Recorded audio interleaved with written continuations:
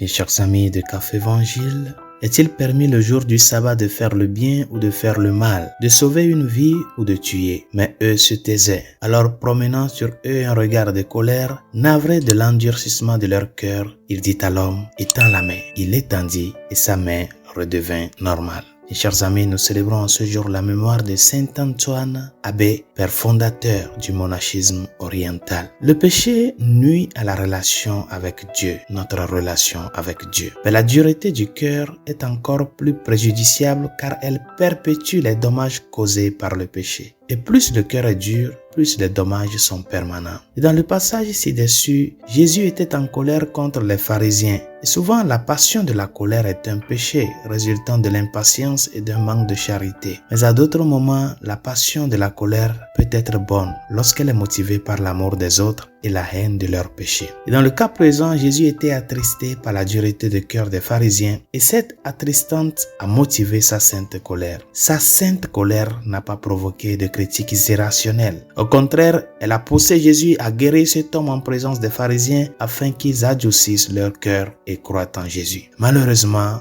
cela n'a pas fonctionné. La ligne suivante de l'évangile dit que les pharisiens sortirent et se concertèrent aussitôt avec les Hérodiens pour le faire mourir. Bien-aimés dans le Seigneur, la dureté de cœur est à éviter absolument.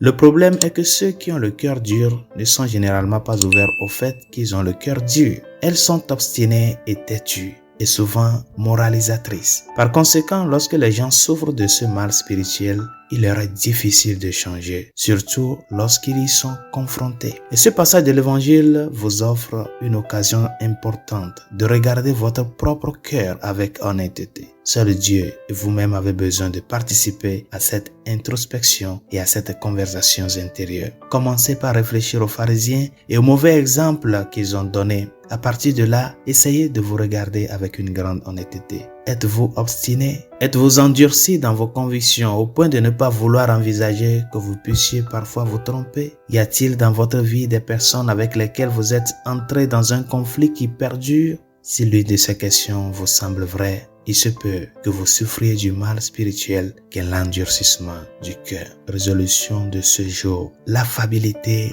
est une vertu. Être affable. Mais ce n'est pas facile d'être affable. En ce jour béni, demande au Seigneur de te donner un cœur humble, un cœur doux. Comme lui-même, il nous l'a dit dans l'évangile, apprenez de moi que je suis doux et humble de cœur. Et cette douceur de cœur t'amènera à pouvoir chercher à construire le bien, à relever quelqu'un et aussi à te relever toi-même. Bonne journée, Dieu vous bénisse.